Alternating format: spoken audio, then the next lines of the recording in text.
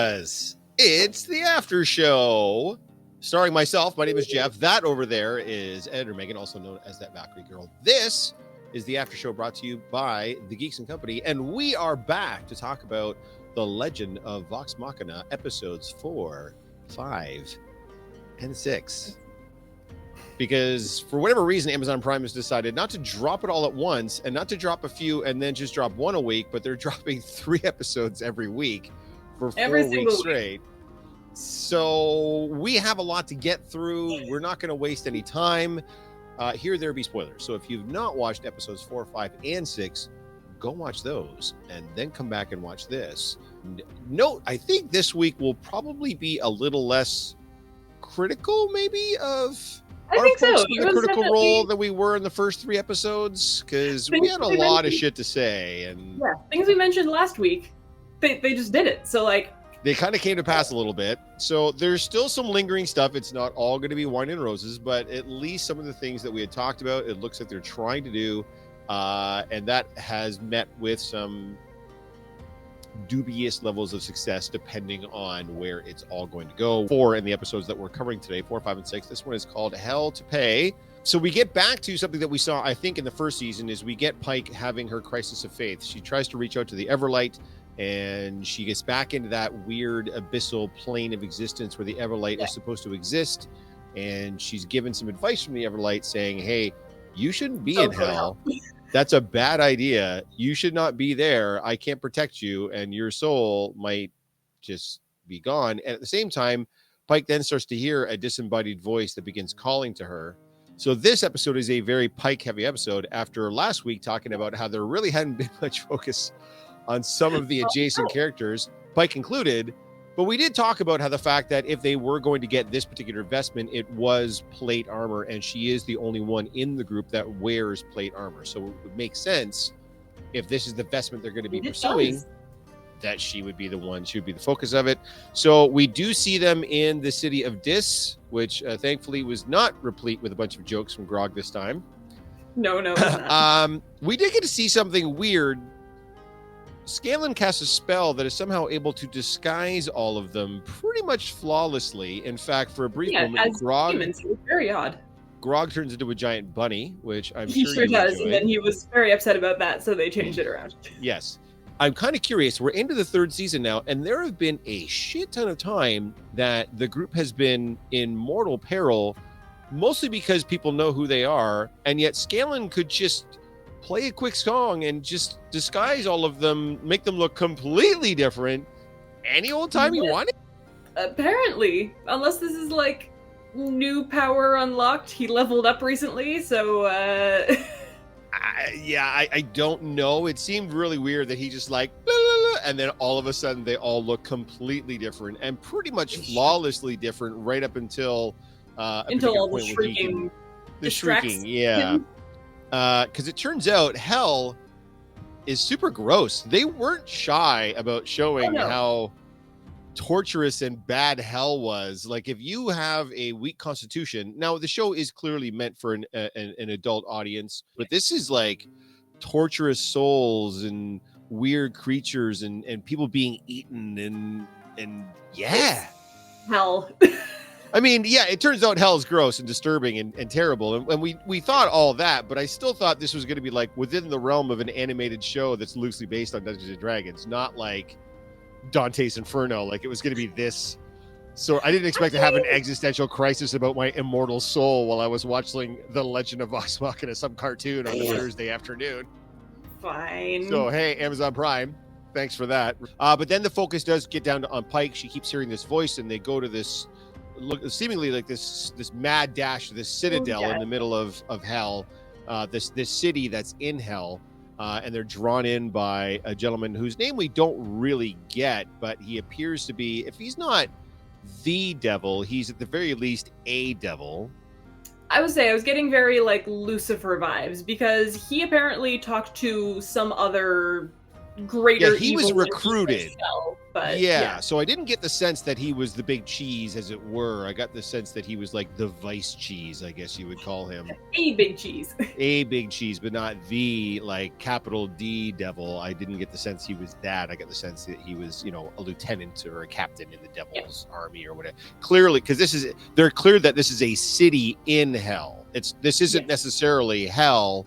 They're in hell, but it's not like the entire hellscape. It's a city in hell, and I'm guessing like this dude runs that city in hell. We do get his backstory a little bit later in this episode, but initially the focus becomes on Pike, and they don't say initially that, oh, it's who, you know, I guess they do talk specifically about the vestments, but then she enters into a literal deal with the devil.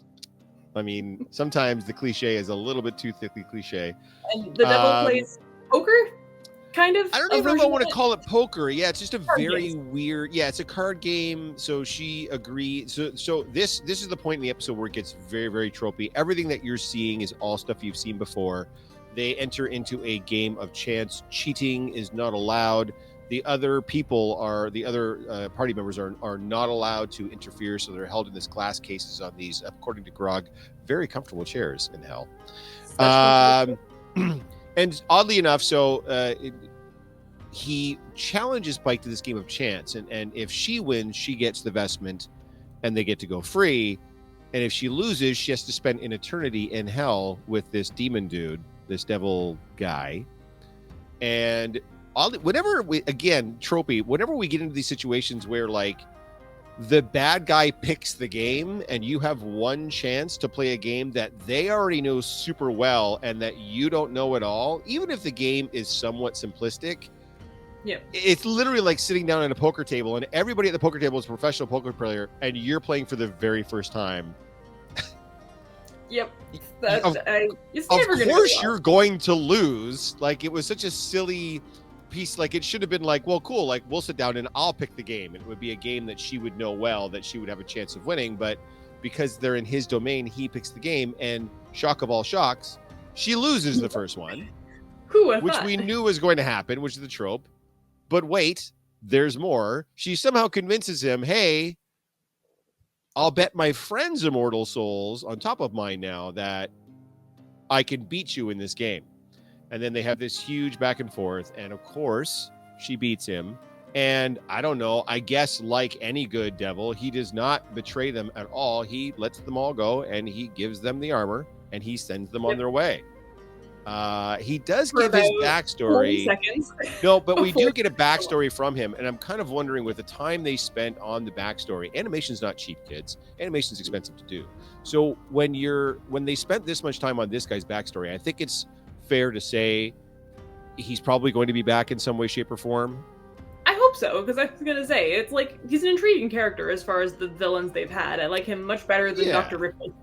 He was just a dude that was part of an adventuring party, much like Vox Machina, and apparently the hubris and over curiosity of his fellow band of ne'er-do-wells caused this great calamity that I guess has been referred to previously in the show, or at least they make it seem like it's been referred to previously in the show.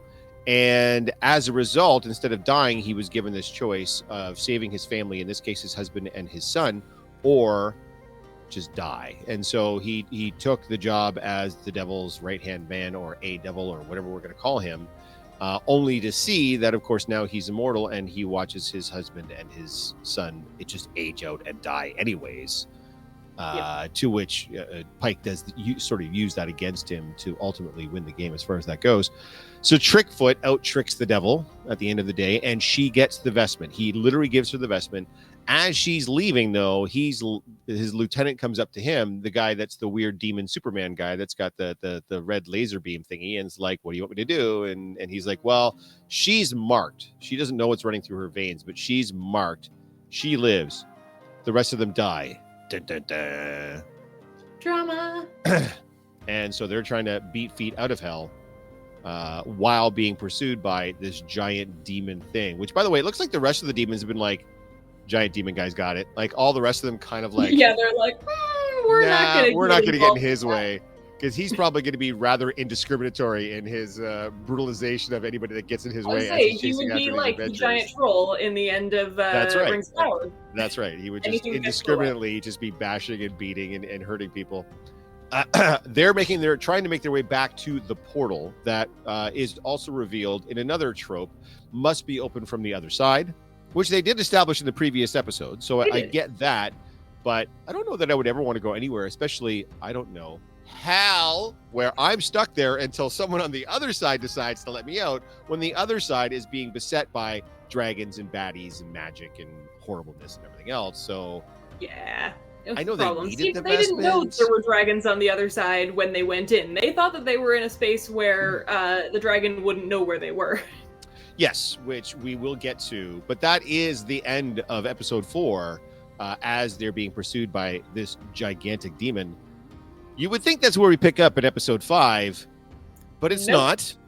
Super not. Let's have a flashback. A flashback. Yay. I love starting episodes with flashbacks. That's my favorite. But at least they get what they're trying to do. They're trying to make us care about Allura and Kima, because these are not regular cast members. I don't think we've really seen either one of them much.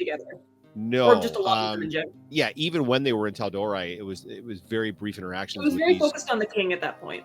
That's right. We did get a little bit more of Allura, I feel like, but we barely got any of Kima. So it's interesting that after in the third episode, when Kima falls and they try to make us like feel for the plight of Kima and Allura, now they're deciding to do a flashback to show us why we should care that Kima is in mortal peril and Allura wants to get us. I feel like that maybe should have been the other way around. I feel like a little bit of backstory about Kima and Allura, how they got together and why we should care would happen first, and then you would put them in mortal peril. I don't know. I don't write television shows. There was continued mortal peril. There was much mortal peril in this episode. There was, agreed. But the mortal peril began in previous episodes. It didn't begin in this episode. So I just thought it might have made a little bit more sense to give us that backstory. Even as they're walking to where they're going, Allura and Kima just mention how they met and why they're so close and everything else. But for whatever reason, they had to wait and use it as a flashback at the beginning of this episode for whatever weirdo reason. Yes. So we're still getting, by the way, some Vex and Percy stuff. Yes, that is going to continue on throughout. Percy's the one that's kind of playing the cards now. He's like, oh no, it's fine, we're not together. Like, they're not together, we're not together, it's totally fine. And Vex is like, she does the Nathan Fillion meme, like, Yep, because she's like, crap, that is what I said, so yes. I guess that's true. Hold on, I was supposed to be the aloof one. I was supposed to be the one that didn't really care about this, and now you're being the aloof one, and so now I want it, and oh my, the games we do play. Now, what we also get in this one, because this one is, I guess, this one mostly takes place on the other side of the portal. So we do still get our intrepid band in hell trying to escape hell. Then we have Percy and Vex and Allura that are sort of hunting for and trying to find Kima. And then we do get Kima that's also trying to avoid Varagal, the ice dragon. So the narrative kind of gets split into 3 different narratives at that point, which, again, didn't love. And then she falls off a cliff again. This is Kima, by the way. Just cliffs. This bitch and cliffs do not go well at all. Then, of course, they find out where she is. Percy's big gun has a weird magnifying scope thingy. It's kind of like just a series of lenses. I don't know. But it seems to work. Scope. It has a zoom. And they find Kima, and so now the 4 of them are battling to save Kima and tackle the dragon as far as that goes. Most of which is done by Percy shooting his completely useless gun at the dragon. He tried. He really tried. He tried. He failed, in particular, really, really badly. And again, like I said, we are treading back and forth. So we are still seeing the people in hell trying to escape the big hell demon. And we see them using the different vestments they have, the different powers they have. We even get to finally see Scanlan's hand, but he doesn't say Scanlan's hand at that point. So I was like, are you fucking kidding me? We finally get to see Scanlan's hand, and he doesn't say it. This is the biggest jip ever. And Pike has a chance to try to use her plate against the big demon. And you can tell she's still trying to sort of figure out how the plate works, but it seems to be pretty badass. Mostly right? works. Yes. And then finally, these narratives come together in one big hullabaloo as our intrepid adventurers are escaping hell with a giant laser demon in tow, only to be met by our draconian adventures on this side with a giant fucking ice dragon at their backs. And we get that moment. It's like Jurassic Park, where the two giant dinosaurs go against each other and then are like, you know what, we're just going to ignore the humans for now. Scanlan and Grog are immediately just absolutely transposed and fascinated by this fight until they realize they're way too close to it. And they try to back off. But the demon and the dragon essentially beat the holy shit out of each other and get it to a point. Because initially I was like, this is cool and all, but like, why? Like, why is this going on so long? Like, clearly the dragon's going to win the fight. They're not going to have some nameless giant laser demon from hell kill the dragon. Obviously, the demon was going to lose, but they took so long to get there. I'm like, there's got to be a reason this fight is taking... I mean, it's cool and all, but why is this taking up so much screen time? And then I'm like, oh, because we're softening up the dragon. Yes. I mean, it is also just fun to have big giant monster fight. I mean, there's a reason that there's so many like Godzilla movies. No, 100%. And at one point, for any of my wrestling fans that are out there, at one point, the demon literally gives the dragon a stone cold stunner. And like, move for move, like comes up, kicks the dragon in the stomach, turns around, grabs it, and gives it the stone cold stunner. I was like, okay, whoever was animating this episode was clearly a huge wrestling fan, which again, I know there's a lot of crossover to the geek world and the wrestling world, but I thought it was actually pretty fun. Pike loses her hair. She's having a day. She is having a day. She gets the plate, which apparently was this very important thing for her to get. Very good as well, but then she loses all her hair, and then when someone goes to question her about it, she's like, no, I am having a day. Shock of all shocks, the dragon wins the fight, but that's, I think, at least when the group sort of figures out, oh, hey, the dragon's been severely weakened. Yes. Yeah. In fact, I think someone says it to Vax, like, oh, you brought the demon through to fight the dragon to weaken it, and Vax was like, yeah, that was totally the plan that we had. That was definitely the plan. 100% the plan. We totally knew you guys were out there. We totally knew Voragol the dragon was there too. We thought we'd bring this giant ass laser demon through to beat the hell out of him. We finally get a Scanlan's hand. It was brief, but it was there, and I'll take it. I need that in the show. It needs to be happening once a time, and it doesn't, and it makes me mad, but whatever. They do use the vestments. Now, oddly enough, Pike's plate doesn't really get used a whole lot in this particular fight. It is more nice.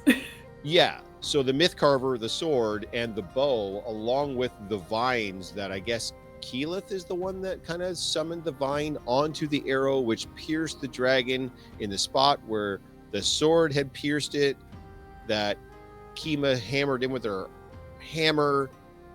It's a very like step by step, like, yes, here, this is how we are going to kill a dragon. And so now we have another dead dragon. And as far as the main like Chroma Conclave goes, is it now just Thordak and Rayshon? Yes. So it's just those two left, if I'm not mistaken. I think they've killed 3 dragons at this point. Yes, so there was the lightning dragon, the acid dragon, and the ice dragon are all dead. So we have the fire dragon and the poison dragon left. Something that we should have mentioned on the last show that I completely forgot about. They had a small tribute to it. The actor that was voicing Thordak was actor Lance Reddick. And if you don't know who Lance Reddick was, if you are familiar with the John Wick movies, he played Charon. He played the gentleman that was the concierge of the hotel, of the Intercontinental Hotel. He was also, for all of my Fringe fanatics out there, he was one of the big stars of Fringe as well. He passed away last year. So I don't know if he'd already recorded his lines and this is still him, or if they found a sound-alike to continue on with this storyline with someone that sounds like Lance Reddick, but he has since passed, unfortunately. But I forgot to mention that last week. Should have mentioned that because they had a tribute to him at the end of the first episode. So rest in peace. But then someone shows up to make a deal with the dragon. By the way, I've been calling the character Riley. It's not Riley. It's Ripley. My apologies. It is Ripley is the character's name. Ripley shows up to make a deal with the dragon, which we've actually seen her do before. So this is, again, treading over the exact same ground that we've tread over in the past. So I don't care. I really don't. Really like if Ripley could just die. That'd be great. Thanks. But then another thing happens at the end of this episode when they find a door and Scanlan uses a key. And this is the nightclub that he mentioned when he ran away from Pike after embarrassing himself at the end of episode 2, 3, somewhere in there. So again, I want to point out, now I know this magical key is a relatively recent acquisition, I guess. Vex makes a point of it in the next episode, but I don't remember when that was acquired per se. But now they also, so not only can Scanlan just disguise them as anything he wants, anytime he wants in about 4 seconds, he can also take them to essentially like just a hideout. Like anytime, as long as there's a door somewhere, he can just put the key and open up the door, and a la the Matrix, they can just go into that door and they're in what looks like a little like pocket universe or like bag of holding style thing. The episode ends with them going into this nightclub that Scanlan has, this pocket universe that he's got, that's offering them a safe haven and a chance to recharge. Although they can only eat chicken. For some reason. Yep, apparently it only makes chicken. I mean, I'm on board. Yes, yes. And by the way, so episode 3 starts with, so episode 2 starts with the flashback. Do you remember, Sleepy Bean, what episode 3 started with? Nope, I sure don't, because it all blurred together in my brain. A song. A goddamned song. You said that you wanted more upbeat Scanlan. Upbeat Scanlan's fine. I don't want my episode starting with a flashback, and I don't want my episode starting with a song. You want to sprinkle a song somewhere in there, that's fine, but save me from episodes that start with a song. We do get an interesting scene, though, slightly after they get into this hideaway between Percy and Vax'ildan in like a little hot tub pool or whatever. They sort of have it out, and Vax basically says, like, as long as you're making my sister happy, that's totally cool. I'm glad you're focused on her happiness. Percy looks supremely uncomfortable the entire time. And of course, sure does. We find out why shortly thereafter. It looks like he's just uncomfortable that Vax'ildan is way too comfortable with his nudity as opposed to Percy. But it turns out he was uncomfortable because Vex was under the water the entire time, hiding from Vax. And clearly a very naked Percy and a very naked Vex decide to get very naked and bump uglies again. In fact, I think she calls it, she doesn't say friends with benefits. She says something else. I don't remember what she says. What's that? Teammates. Teammates with benefits. That's fun. When we realized that it only serves chicken in there, Grog makes a chicken and the egg joke. In fact, initially he was like, well, I mean, if it only serves chicken, we should be able to get eggs because that's just chickens before the chickens. But what came first? So I don't love that Grog is just turned into Drax from the Guardians of the Galaxy. Like, I don't love that he's just a joke machine and that's all he's there for is for levity. Yeah. But every now and then the levity's pretty good. So they get a chance to rest and relax, but while they're in there, Scanlan starts having his existential crisis about his daughter because for whatever reason in this domain that he's created, he's got pictures of him and his daughter up on a wall. And Pike decides to show him where his daughter is at any given time. Again, an ability that I didn't know Pike. I don't remember Pike doing this before. Yeah, no. So he has her sword. So Pike shows Scanlan where his daughter is, even though his daughter was a complete and utter ass to Scanlan the entire time they last got together. She's in a bar doing a song. She thinks she sees a dude that she thinks is Scanlan, and she goes over there with this big grin on her face and says, Scanlan Shorthaul, I can't believe, like, she's like happy to see him all of a sudden. Weirdly. Yeah, it's like, oh, like, I can kind of get it. The thing they're going for is, I guess, even after I kind of reamed you out for abandoning us, you, like, came back recently. Right, so, but again, it looks like he's just sitting at the bar having a drink, not even paying attention to the show. So it would, again, look like he's not actually there for her. But, I mean, regardless, she then turns away all upset and is like, oh, I knew it. And as such, when they decide to leave Scanlan Shorthaul's little domain there, and they're going to go to Whitestone. I wrote this shit down. There is an X-Men reference that happens in this particular episode. They talk about getting bamfed. He's like, can you bamf us to this other place? Bamf is the word that would happen in the comics whenever Nightcrawler would teleport from one spot to another spot. They actually bamf their way to Whitestone, sans Scanlan. Scanlan stays behind, and we don't see Scanlan for the rest of the episode. It's assumed. Apparently, when Pike showed him where his daughter was, he actually says, "Oh, that's not that far from here." So Scanlan's going to go off on his own again and pursue his daughter again. So if you love the storyline, awesome. That's good for you. I love me some Scanlan. I don't really love me some existential crisis Scanlan, but I mean, I guess we'll see what's going to happen. The fact that they're doubling back on it so soon makes me hopeful that they're going to wrap up that storyline within the next chunk of 3 episodes. So we have him actually focused and helping with the main quest for the very finale chunk. I didn't think they'd get this particular investment as early as they did. I didn't think they'd have it by episode 4, and I didn't think they'd have another dragon dead by episode 5. So it feels like we're getting through the side quest pretty quickly. I thought they would get stretched out a little bit more than that. I'm not mad. I'm glad, because I want to get back to the main storyline. Obviously, you can't just have 12 episodes of them fighting Thordak. I mean, that doesn't work. They have to have them doing other shit in the interim. But what I don't want them to do is split up into a bunch of different narratives, so that Scanlan's off doing this, and then somehow, half the groups get separated again, and they're off doing something, and then the other half is off to, now it's so trope, you're just trying to stretch it out. This could have been 8 episodes instead of 12 if you hadn't spent so much time filling in stuff based on splitting up the parties. And anyways, I digress. We go to Whitestone. Hey, Megan, what's in Whitestone? In Whitestone, there's a bunch of baby dragons. And they're being a problem. See? I told you. You were all like, yay, baby dragons. I'm like, no. They're going to be a problem. Listen, I like baby dragons, but I like the Game of Thrones Daenerys baby dragons. These baby dragons are too much of a problem. This is not Game of Thrones. It's just these little red Bernie shits running around Whitestone, lighting everything on fire, including the people of Whitestone, by the way.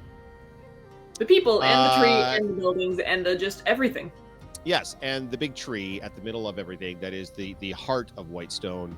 Keyleth and Allura decide that, no, we have to go do that first. So they all split up at this point. That always works very well when they're not working together as a team. Having said that, Allura and Keyleth managed to put out the tree, and them bitches be tired. And we do get a final confrontation with Ryshan. So after Whitestone, after they drive off these baby dragons, after watching them just hammer this town into oblivion, including the castle itself gets absolutely pretty much destroyed. And Percy is again having his existential crisis. So he is once again focused on revenge, just like he was in the first season, when we saw him exercise his demon. So now he's after Ripley in this case, because she is the one that told Thordak where Whitestone was and allowed his baby dragons to go in there and burn the sucker to the ground. Yeah, which I get it, but also I don't. I'm like, Ripley, while she's annoying, the dragon is the bigger problem. Get rid of the dragon first. This is kind of what I'm talking about. I feel like there's going to be a split in the narrative. I feel like there's going to be half the group is going to go, so Scanlan's going to be off on his own.